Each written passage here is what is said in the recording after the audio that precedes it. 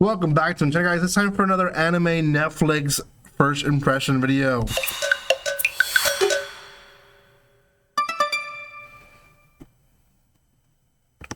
Welcome once again. It's not listed per se as an anime on Netflix, but I'm definitely calling this one an anime. At the very least, it has the I guess the inspiration of anime.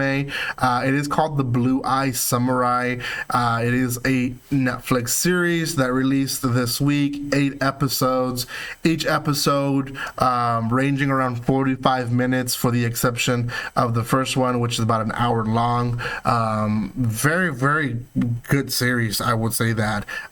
It's very much a TV mature. It is placed there. Sometimes I would say it's TV mature, but adult teens can probably watch it. This one, I would say, just be wary about it, because it can be more than that. So before anything, guys, if you haven't done so by now, make sure you subscribe to my channel. Give some love by commenting, liking, and sharing. If you guys want to see more anime first impression videos or reviews, my channel is the best one to watch those. Also, you guys can follow me on social media on the description below.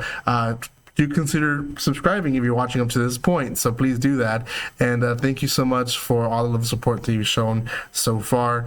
Continue watching my videos. I have quite a bit in my channel. So, okay, like I said, the first episode is 62 minutes exactly from Netflix. Genre wise, the number of stuff that this one has that definitely you should take aware of. It is adult animation, it is a drama, it is a violent and gore and action series, so, and historical. TV mature, this is all the stuff why it's TV mature: gore, language, nudity, sex, smoking, and violence, and all of that is seen in the first episode. So you've been warned. I know I have all different ages and I watch my videos, so just, you know, if you're not of age, then maybe you might want to wait for this one. Now, it's a time of Japan, the 1600s, where Japan closed their borders. It's the Edo period, and essentially anyone who was not Japanese was seen as trash or nothing, especially if you were mixed. So the story follows a samurai who has blue eyes, which means he's mixed with European blood. We do find out the past of this blue samurai, and essentially is his their mom, or let's just say it, the blue samurai is a girl. We find that out in the last 2 minutes of the episode, so just FYI.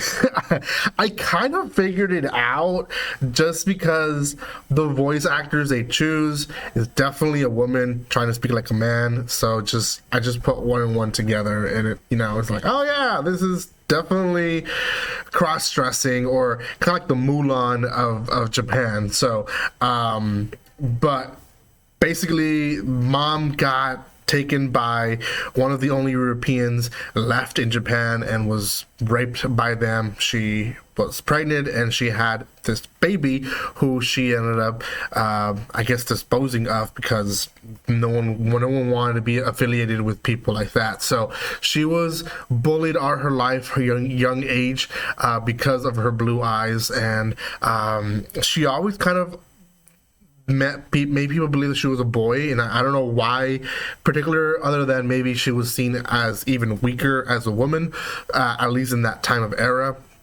So she was finally raised by a blacksmith who was blind and did swords, and she's like, the only reason you do that is because you're blind. He's like, well, I don't think so, right? But let's be honest, it probably was.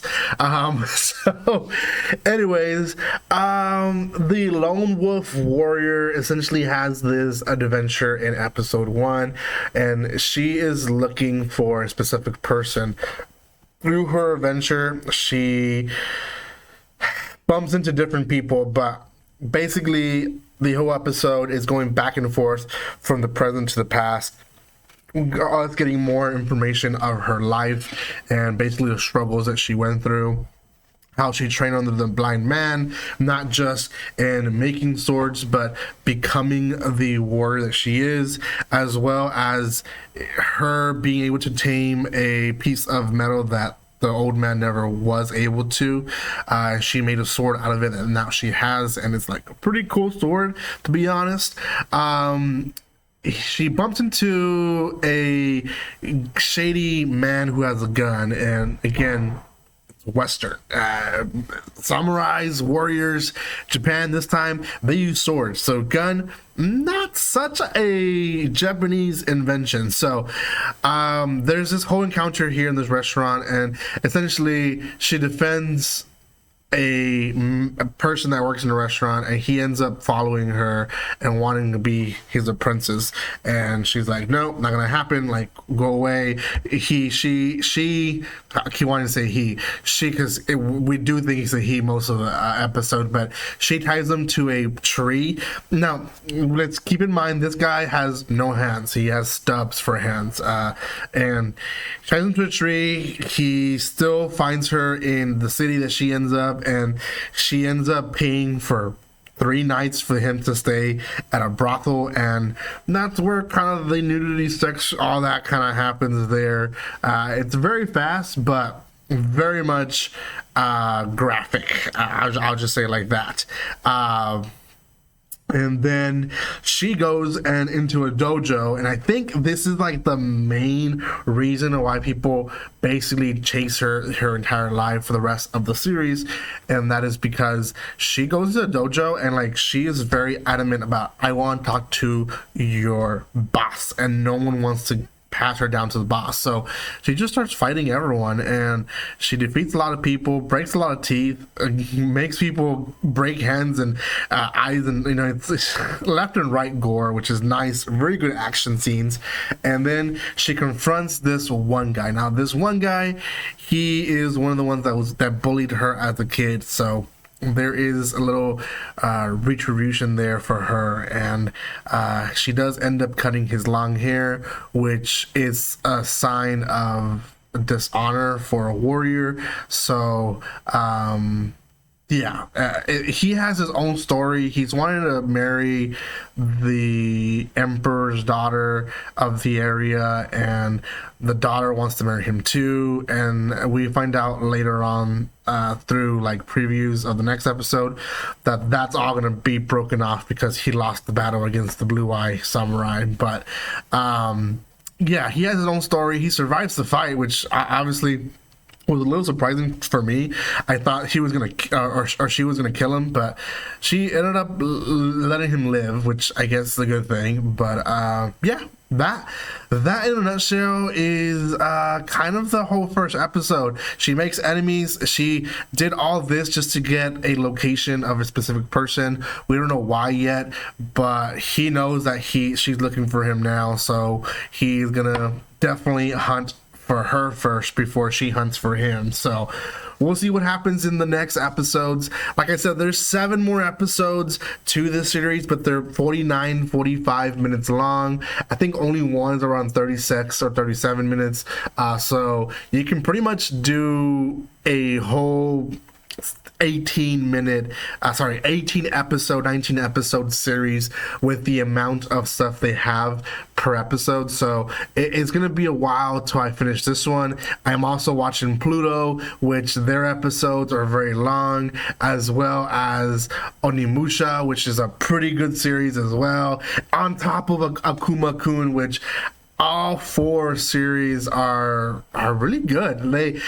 Netflix really killed it with all these 4 series this time around. The only sad thing is that they're not doing episode by episode like they're supposed to. Like every other company is doing that, but oh well. Really good series. Hopefully the next ones that release, I believe in a week or 2, are as good, so we'll see. Thank you guys so much for watching this. If you haven't done so by now, subscribe to my channel. Thank you so much for listening. If you're watching up to this point, do subscribe, so please do that. Comment, like, and share. That helps tremendously, and let me know in the comment section if you are going to watch these on Netflix or not. Thank you again, and like always, don't be strangers. See you guys.